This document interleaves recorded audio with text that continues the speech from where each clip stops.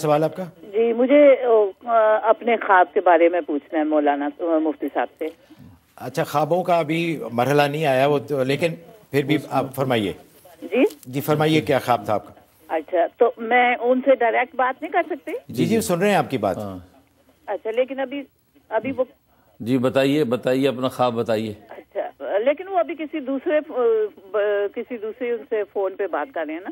نہیں، وہ بات ختم ہو گئی ہے، آپ بتائیے اپنا خواب. اچھا، میرا خواب یہ ہے، میں اکثر بیشتر خواب دیکھتی ہوں کہ میں کسی اونچی جگہ پہ ہوں، بلند جگہ پہ، اور میں دل میں ڈر رہی ہوتی ہوں.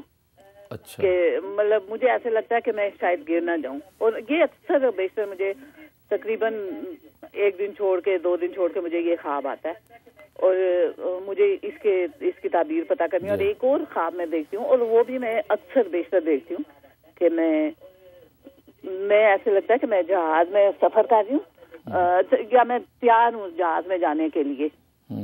ایسے بس جیسے تیاری کرتا ہے انسان، مطلب اپنی چیزیں سامان وغیرہ پیک کرنا، تیار ہونا، نکلنا. اکثر میں یہ دیکھتی ہوں کہ میں جہاز میں مجھے جانا ہے، اور میں کبھی یہ ہوتا ہے کہ مجھے ٹکٹ مجھے نہیں پتا ہوتا کہ میں نے کہاں رکھا ہے. کبھی مجھے ایسے لگتا ہے کہ میرے ڈاکومنٹس پتہ نہیں میں نے کہاں رکھے ہوئے ہیں. اکثر بیشتر مجھے یہی خواب آتا ہے اور زیادہ ٹائم آتا ہے. جی بہت بہت شکریہ. آپ کے خواب کا مطلب بالکل واضح ہے، اور عجیب بات یہ کہ آپ کے یہ 2-3 خواب سب اس کا ایک ہی مطلب ہے، اور وہ یہ ہے کہ کسی بیماری کے بالکل بارڈر پر ہیں آپ. کوئی بیماری ہے جو خدا نہ خواستہ آپ کو لاحق ہونے کا اندیشہ ہے، اور بالکل آپ اس کے بارڈر پر ہیں، اور ابھی تک اللہ تعالیٰ آپ کو اس بیماری سے بچا رہے ہیں. اس لیے آپ حسب توفیق صدقہ دے دیں، اور سورۃ کوثر روزانہ 7 دفعہ پڑھ کے اپنے بدن پہ دم کر لیا کریں، اور پانی پہ بھی دم کر کے پی لیا کریں، تو انشاءاللہ اس خواب کے برے اثر سے آپ کی حفاظت رہے گی. اچھا حضرت، یہ جیسے کہ انہوں نے فرمایا اور آپ نے فرمایا کہ یہ اس خواب کی تعبیر کہ شاید کوئی بیماری لاحق ہونے والی ہے، تو ایسی خواب کہ جس میں کچھ ایسے یہ کوئی پیغامات ہوتے ہیں اللہ کی طرف سے یا اشارے ہوتے ہیں کہ آپ کے ساتھ یہ ہونے والا ہے، اور کیا اس کا پھر علاج بھی ممکن ہے یا وہ ہو کے رہے گا جو خواب میں آیا ہے؟ اچھا سوال کیا آپ نے. حدیث میں جیسے کہ آتا ہے کہ خواب کی مختلف قسمیں ہیں، تو بنیادی طور پر 3 قسمیں نبی پاک صلی اللہ علیہ وسلم نے بیان فرمائی. ایک بشارتی خواب جو اللہ تبارک و تعالیٰ کی طرف سے ہوتے ہیں. دوسرے ملکوتی خواب کہ انسان کی اپنی خوبیاں اور خامیاں یہ متمثل ہو کر آ جاتی ہیں. خوبیاں متمثل ہو کر آتی ہیں تو وہ ایک طرح کی بشارت ہوتی ہے، اور خامیاں متمثل ہو کر آتی ہیں تو وہ ایک طرح کی تنبیہ ہوتی ہے، اور وہ بھی نتیجے کے اعتبار سے ایک بشارت ہی ہے کہ انسان کو اپنی اصلاح کا موقع ملتا ہے. اور تیسرے شیطانی خواب ہوتے ہیں. شاہ ولی اللہ رحمۃ اللہ علیہ نے 2 قسمیں اور بیان فرمائی. خیالاتی خواب، ایک عادی خیالات انسان کے جو ہوتے ہیں، دن بھر کی عادت ہے، ایک شراب نوش شخص ہے، اس کو خواب میں شراب میں دھت اپنے آپ کو دیکھتا ہے، تو یہ عادی خیالات ہیں جو خواب میں آ گئے. اور ایک غیر عادی خیالات ہیں کہ ایک بیمار ہے، خواب میں دیکھتا ہے کہ اس کا آپریشن ہونے والا ہے، تو یہ غیر عادی خیالات. تو ان کی کوئی تعبیر پہلے 2 قسموں کی ہوتی ہے، بشارتی اور ملکوتی خوابوں کی. اچھا. اور حدیث میں بھی نبی پاک صلی اللہ علیہ وسلم نے فرمایا کہ لا یبقى من النبوۃ الا المبشرات، کہ نبوت کے تمام حصے ختم ہو چکے، ایک حصہ باقی ہے اور وہ ہے مبشرات. تو صحابہ کرام رضوان اللہ علیہم اجمعین نے پوچھا کہ وما المبشرات یا رسول اللہ، یا رسول اللہ مبشرات کیا ہیں؟ آپ نے فرمایا کہ الرؤیا الصالحہ، سچے خواب، کہ وہ خواب جو خود بندہ دیکھتا ہے یا بندے کے لیے کوئی دوسرا شخص دیکھتا ہے. اس میں اللہ تبارک و تعالیٰ اس کے مستقبل کے حوالے سے کوئی بشارتیں ظاہر فرماتے ہیں.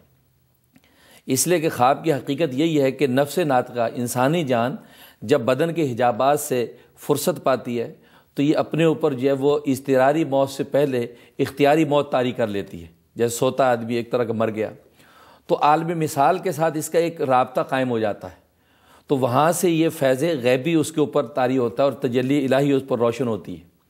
اس روشنی میں یہ آنے والی چیزوں کا مشاہدہ کر لیتا ہے، تو وہ اس کے اندر کبھی بشارت ہوتی، کبھی تنبیہ ہوتی ہے. تو اس طرح کی جیسے ان صاحبہ نے دیکھا تو اس میں یہ اشارہ ہے کہ ایسی بیماری ہے جو بالکل بارڈر پہ ہے، ان کو لاحق ہونے کا اندیشہ ہے، تو اس کے اگر اس سے پہلے اپنا وہ علاج کر لیں گے تو ان کو اللہ حفاظت فرمائیں گے. یہ مطلب ہے. اچھا حضرت، ایک اور کالر ہیں. جی السلام علیکم. ہلو. السلام علیکم. جی وعلیکم السلام. السلام علیکم. وعلیکم السلام. آپ کی آواز آ رہی، فرمائیے. جناب میرا سوال یہ ہے کہ کچھ مولوی حضرات جو ہیں بولتے ہیں مزاروں پہ جانا چاہیے، کچھ حضرات بولتے ہیں کہ مزاروں پہ نہیں جانا چاہیے. مزاروں پہ جا کے دعا مانگنے کا طریقہ کار کیا ہونا چاہیے؟ کچھ بولتے ہیں کہ یہ شرک ہے، کچھ بولتے ہیں کہ جی آپ وہاں پہ جائیں، آپ ان کے وسیلے سے دعا مانگیں، کچھ بولتے ہیں کہ آپ جا کے مزاروں پہ ڈائریکٹ ان سے دعا مانگیں تو یہ شرک نہیں ہے. تو صحیح جو طریقہ کار جو ہے جا کے مزار پہ دعا مانگنے کا وہ کیا ہے؟ پلیز آپ مجھے سمجھا دیجیے. جی بہت بہت شکریہ آپ کے. شکریہ حضرت، یہ بڑا اچھا سوال ہے. جی اور ہر ایک کے دل میں یہ سوال آتا ہے. بالکل. تو یہ اصل میں مزاروں اور قبور پہ جانے کی کوئی ممانعت نہیں ہے. اصل ممانعت وہاں جا کر کرتا کیا ہے. لہٰذا شریعت حقہ کا صحیح فیصلہ یہی ہے کہ ان قبور پر اور مزاروں پہ جانے کی کوئی ممانعت نہیں. آپ جا سکتے ہیں اور جانا چاہیے، تاکہ وہاں اولیاء اللہ کی قبور ہیں، وہاں جا کے آپ فاتحہ پڑھیں، ان کے لیے ایصال ثواب کریں، اس سے آپ کو کسب فیض ہوگا، اور وہاں آپ اپنے لیے ان کے واسطے اور ان کے طفیل اور صدقے سے اللہ تعالیٰ سے دعا کر سکتے ہیں. ڈائریکٹ ان صاحب قبر سے مانگنا جائز نہیں ہے کہ آپ ہمیں یہ دے دیں یہ دے دیں، وہ جائز نہیں ہے. تو جائز جو شریعت کا طریقہ یہی ہے کہ آپ وہاں جائیں اور اس کے دائیں پہلو کی طرف کھڑے ہوں، سورہ فاتحہ پڑھیں، جتنی دفعہ ہو سکا قل ہو اللہ پڑھیں، جو قرآنی آیات یاد ہیں وہ پڑھیں، اس کا ثواب صاحب قبر کو پہنچا دیں، اور اللہ سے دعا کریں کہ یا اللہ اس صاحب قبر کی برکت سے ہمیں اور ہماری حاجات کو پورا فرما اور ہماری بخشش فرما. تو دعا اللہ سے کرنی، مانگنا اللہ سے. لیکن یہ کہنا کہ قبور پہ جانے کی ممانعت ہے، جانا ہی جائز نہیں ہے، ایسا شریعت کا کوئی فیصلہ نہیں. جانے کی ممانعت نہیں. ہاں یہ الگ بات ہے کہ جو لوگ جانے سے بھی منع اس لیے کرتے ہوں کہ وہاں جا کر لوگ جو ہے وہ خرافات کریں گے، شرک کریں گے، اس وجہ سے روکتے ہوں، تو ان کی نیک نیتی پر ہم شک نہیں کر سکتے. لیکن شریعت کا فیصلہ یہ کہ آپ قبر پہ جائیں، بلکہ قبور پر جانا، مزاروں پہ جانا، یہ تو درس عبرت ہے کہ انسان کو پتہ چلتا ہے کہ اتنے بڑے بڑے اولیاء اللہ اس قبر کے نیچے چلے گئے اور یہ لوگ قبر کے سے نہ بچ سکے، موت سے نہ بچ سکے. ہماری کیا حقیقت ہے؟ لہٰذا ہمیں بھی اس مقام اور منزل کی تیاری کرنی چاہیے. تو عبرت کے لیے جائیں اور وہاں ان کے لیے فاتحہ پڑھیں شریعت کے مطابق اور دعا کریں، اس میں کوئی ممانعت نہیں ہے. اچھا ناظرین، آپ سے درخواست ہے کہ جب بھی آپ کال کریں برائے مہربانی اپنے ٹی وی کا والیوم یا تو کم کر لیں یا بند کر لیں، کیونکہ وہ فیڈ بیک آتی ہے، ہمیں بھی سوال سمجھ میں نہیں، آپ کو بھی پرابلم ہوگا. حضرت یہاں ایک اور سوال آتا ہے کہ بہت سارے لوگ یہ پوچھتے ہیں کہ بھائی اللہ سے آپ ڈائریکٹ کیوں نہیں مانگ سکتے؟ آپ کو یہ جو وسیلہ ہے اس کی کیا ضرورت ہے؟ اللہ نے جب خود کہا ہے کہ بھی آپ مجھ سے مانگو، میں آپ کی دعا میں سنتا ہوں، میں آپ کی شہرک سے بھی زیادہ قریب ہوں، تو یہ وسیلے کی ضرورت کس لیے پیش آئی؟ اصل میں وہ وسیلے میں مانگتا اللہ سے ہی ہے. جیسے میں نے عرض کیا کہ اللہ سے مانگ رہا ہے کہ اللہ اس صاحب قبر کی برکت سے یا نبی پاک صلی اللہ علیہ وسلم کے صدقے اور طفیل سے ہماری یہ دعا قبول فرما. تو اللہ سے مانگ رہا ہے. اصل میں اللہ تبارک و تعالیٰ کی یہ سنت ہے کہ دنیا کے اندر اللہ اپنی صفات کا ظہور جو ہے وہ تحت الاسباب فرماتے ہیں. اسباب کے تحت اللہ اپنی صفات کو ظاہر فرماتے ہیں. مثلا اللہ کی قوت تخلیق ہے تو اللہ ہی پیدا کرتے ہیں انسان کو، ٹھیک ہے، لیکن اس کے لیے سبب اختیار کرنا، آپ کو شادی بیاہ کرنا ہے. اس لیے قرآن میں اللہ نے کہا انتم تخلقون و ام نحن الخالقون، بڑا اچھا سبب ہے. کیا تم پیدا کرتے ہو یا ہم پیدا کرتے ہیں؟ ظاہر اللہ پیدا کرتا ہے، لیکن ہم جب تک مرد عورت کا ملاپ نہ ہوگا تو پیدا کیسے ہوگا؟ اسی طریقے سے دوسری جگہ فرمایا کہ انتم تزرعون و ام نحن الزارعون، کیا تم کھیتی اگاتے یا ہم اگاتے ہیں؟ حالانکہ کاشتکار بیج ڈالتا پھر اگتی ہے. سبب ہم نے اختیار کرنا ہے، پھر اللہ تعالیٰ اپنی قدرت کو ظاہر فرماتے ہیں. اور یہ ضروری بھی نہیں ہے کہ اگر آپ سبب اختیار کریں تو یہ اختیار اللہ کیا ہے، جی اللہ کی قدرت اللہ کی ہے. ضروری کہ ہر دفعہ کھیتی ہو گئے، کیونکہ اگر یہ جو لوگ کہتے ہیں کہ جی وہ ڈائریکٹ اللہ سے مانگنا چاہیے تو پھر ان کو مانگنے کی بھی ضرورت نہیں ہونی چاہیے. اللہ دلوں کے حال جانتا، آپ منہ سے مانگے بھی نا تو آپ دعا کا بھی انکار کر بیٹھیں گے. تو اس لیے یہ اس کی کوئی لمٹ نہیں. ایک اور کال لیتے ہیں. جی السلام علیکم. ہلو جی السلام علیکم. السلام علیکم. وعلیکم السلام. کون صاحب کہاں سے بات کر رہے ہیں؟ میں ابرار بول رہا ہوں. ابرار شاہ. کہاں سے؟ میں ادھر الباما سے بول رہا ہوں. الباما سے. اچھا ماشاء اللہ. جی فرمائیے کیا سوال آپ کا؟ میرا سوال یہ ہے کہ سوال نہیں ہے، گزارش ہے کہ میرے پہ قرض بہت ہے نا، تقریباً 1-1.5 لاکھ پر میں قرض کے اس میں ہوں اور کسی جتن سے وہ جا نہیں رہا ہے. تو حضرت صاحب سے گزارش ہے کہ کوئی ایسا اس میں عزم مجھے بتائیں، کچھ ایسی چیز مجھے بتائیں کہ میرا قرض جو ہے نا وہ جلد از جلد ادا ہو جائے، اور میں بہت پریشان اس میں ہوں نا. جی اچھا جی، اللہ آپ کی پریشانی انشاءاللہ آسان کرے. آپ اپنے قرض کے لیے 125 دفعہ آیت الکرسی پڑھیں. مغرب کے بعد آپ نے آیت الکرسی پڑھنی ہے، اول آخر 11 دفعہ درود شریف، اور مغرب کے بعد جب آپ نوافل اور سنن سے فارغ ہو جائے تو بات کسی سے نہیں کرنی اور آپ نے آیت الکرسی پڑھنا شروع کر دینی ہے۔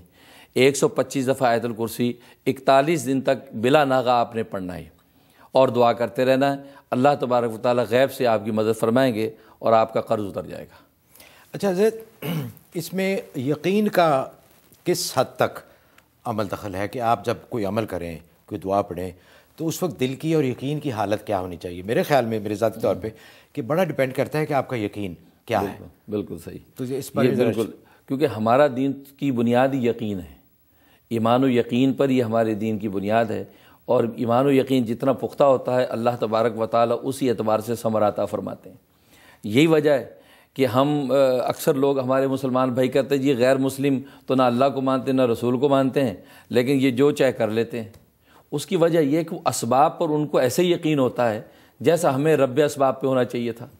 اس یقین کی بنیاد پر دنیاوی نفع اللہ ان کو عطا فرما دیتے ہیں، دنیاوی رزلٹ ان کو مل جاتا ہے۔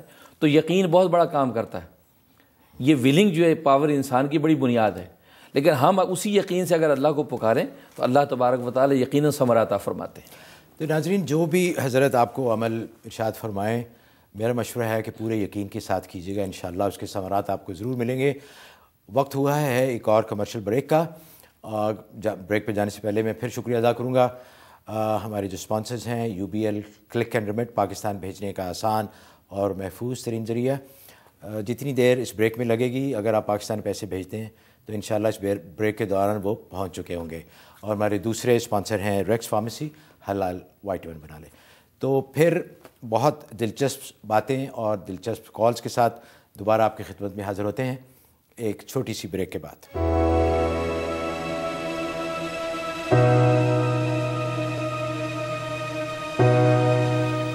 غیب کی باتیں۔ ناظرین، آپ یہ پروگرام دیکھ رہے ہیں لائیو فرام نیو یارک۔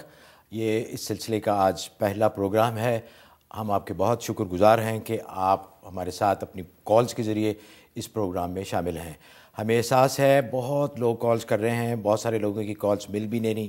انشاءاللہ ہر ہفتے ہم آپ کی خدمت میں حاضر ہوا کریں گے، اور اگر کال نہ ملے تو آپ ای میل کے ذریعے بھی اپنے سوالات ہمیں بھیج سکتے ہیں۔ اور وہ ناظرین جو شاید فون پہ اپنے مسائل ڈسکس نہ کرنا چاہیں حضرت سے،